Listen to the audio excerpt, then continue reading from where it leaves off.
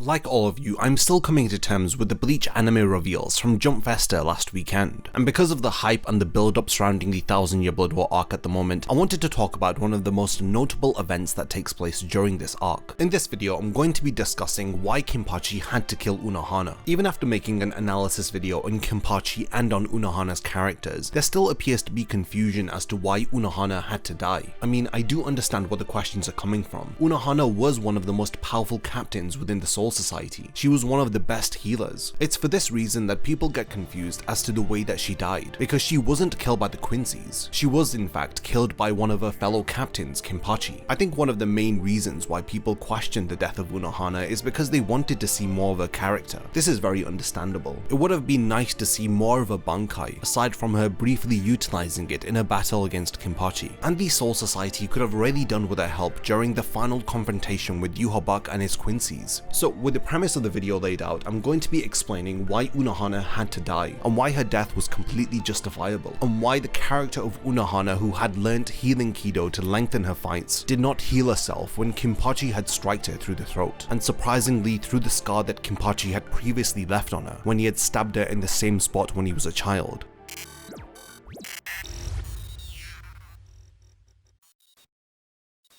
Before the video begins, only 79% of the people who watch the content on my channel are subscribed. So if you enjoy these videos and want to continue seeing more, then definitely help to support me and my channel by subscribing and turning on the bell notifications. Thank you for your support, and now let's dive into the topic of this video. A fascinating duality exists within the character of Unohana. For the majority of a series, our opinion of Unohana was that of a compassionate healer. This persona was consistently reflected within her appearance and actions within the story. Until the 1000 Year Blood War arc, when she had fought against Kenpachi, we did not see Unohana take part in a single battle. This portrayal of a character is credited to Kubo's excellent artwork and consistent character writing. It is thanks to this that the reveal that Unohana was the first Kenpachi is so impactful. We see this when Head Captain Shunsui refers to Unohana as the first Kenpachi, and Kubo draws Unohana in a way that we have never seen before, with those lifeless eyes and that dark shadowed expression on her face. Unohana's backstory that takes place before her first appearance within the story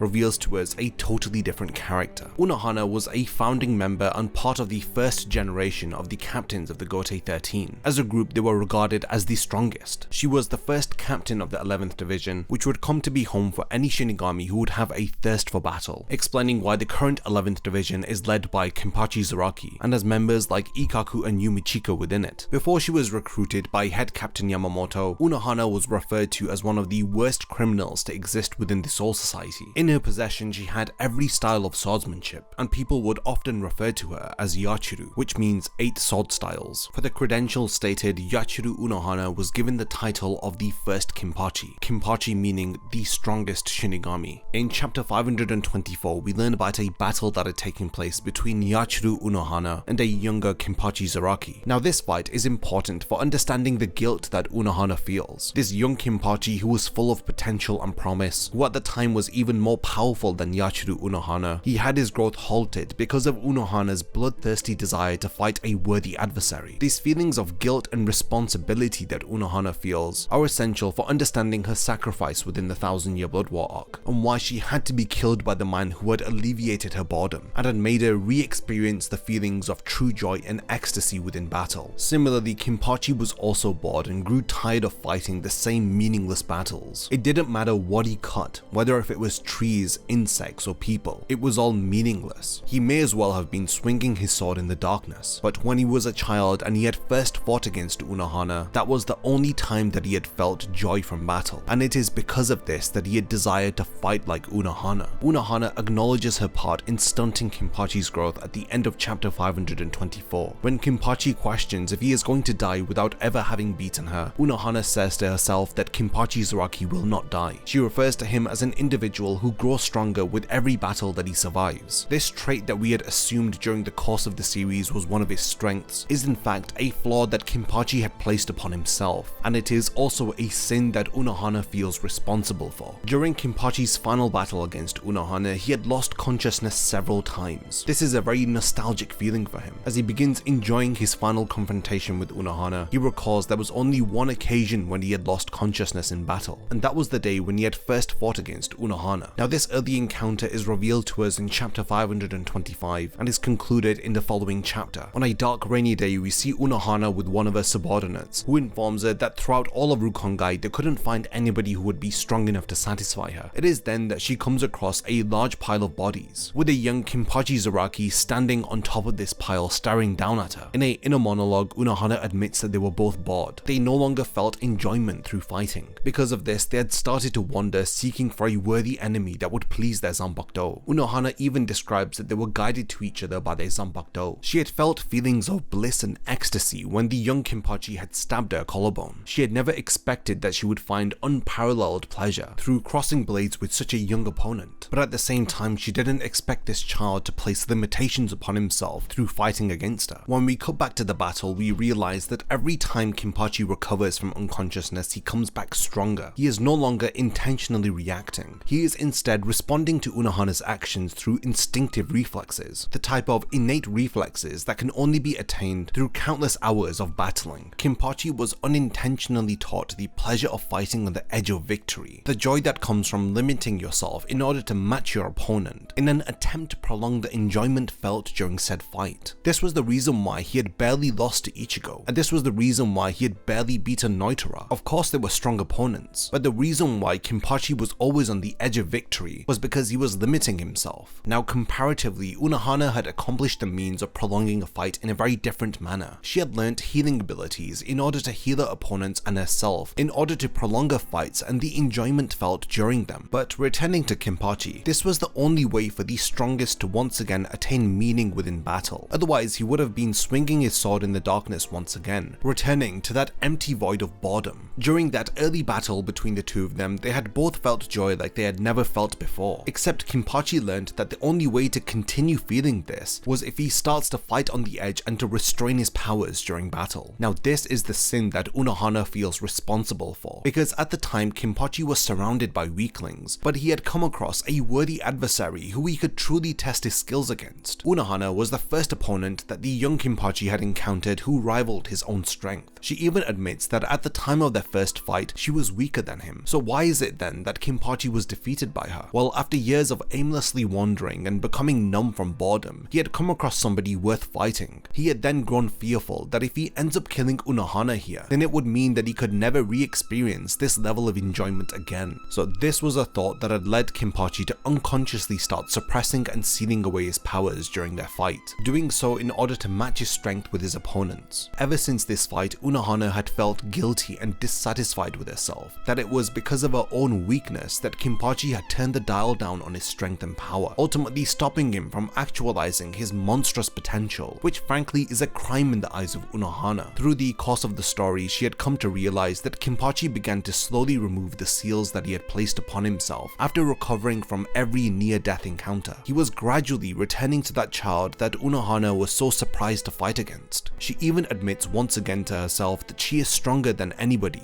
but except Kenpachi of Zaraki. Now this is exactly why during the 1000-year Blood War arc she's going to right her wrong, and she desires to do so by healing Kenpachi after bringing him to the brink of death as many times as it takes, until he returns to who he really is. As far as Unohana is concerned, he is the true inheritor of the title of Kenpachi, the man who had made her feel true joy in battle, and the only one who is worthy of surpassing her and reaching heights of which that have never been attained before. Now this is the beautiful tragedy of Unohana and Kenpachi. There can only be one with the title of Kenpachi. There is only one who is known as the strongest. And for Unohana to atone for her unintentional sin, she had to sacrifice herself in order to ensure that every subconscious seal that Kenpachi had placed upon himself was removed. Her intention of going into this training during this arc was to retain Kenpachi to what he really is. In chapter 526, she activates her Bankai Minazuki, which leads to Kenpachi's body slowly corroding away. Kenpachi gradually realizes that he's having so much fun during this fight, and that this battle is completely different. And the reason for this is because he has been asleep asleep until now. Thanks to Unohana's involvement, he finally realizes the meaning behind battle. Unohana comes to realize that her abilities to heal were for this one particular moment. In any given era, there can only be one Kenpachi. It is not only a rule, it is something that is decided by fate. This is because the one who is dubbed as the strongest is destined to find the next strongest. Unohana mentions a very important point here. The one who inherits the title of Kenpachi, the tip of their sword is only used for two purposes. The first being to reaffirm your title as the strongest by killing any adversary who may be dubbed as the next strongest, or the second, which is to nurture your successor. Ever since Unohana had defeated the young Kenpachi, she had realized that he was worthy of the title of Kenpachi,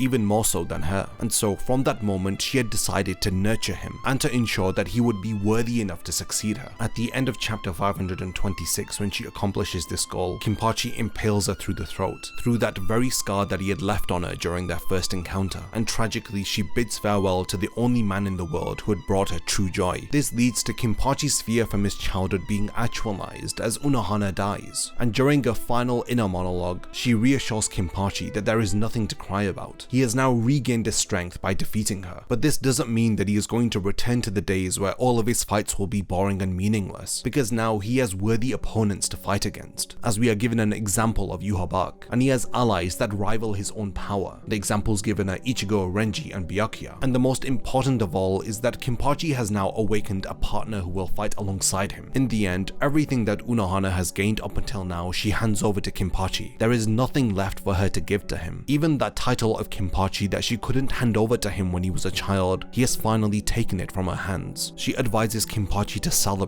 celebrate her passing, because Unohana feels no regret or remorse in her final moments, as she states that there is no better pleasure than dying after accomplishing your purpose. She had lived as the strongest and had found her successor, somebody who would honor that title that she had carried for so long, and most importantly, somebody who she deems worthy of it. This for me is ultimately the reason why I never question the death of Unohana. It is her final monologue, the satisfaction that she feels in her final moments. She was ordered by the current head captain Shunsui to train and strengthen Kenpachi. We come to learn that the established rule is that there can only be one Kenpachi in any given era, and the only way to attain this title is to kill the prior Kenpachi. Unohana's purpose within the story was fulfilled when she had removed all of Kenpachi's subconscious limitations that he had placed upon himself, and this of course is something that she felt responsible for. It is through Unohana's instrumental final involvement within the story that Kenpachi was able to call upon the name of his Zanpakuto and lastly rightfully inherit the title of the strongest. I hope that this video helps you to better understand the relationship between Unohana and Kenpachi, and you now better understand Unohana's sin and the reason why she had to be killed by Kenpachi. Now I want to know about all of your thoughts regarding this very impactful moment that occurs during the 1000-year Blood War arc. What do you think about Unohana's death? In your opinion, was there a better way to deal with this? And how are you expecting this encounter between Unohana and Kenpachi to be adapted in the 1000-year Blood War arc anime that is going to be airing in October of next year? I can't wait to read all of your thoughts in the comments, and if you enjoyed this video and want to see more, then definitely subscribe and turn on the bell notifications, and I can't wait to see you in my next Bleach Explained video.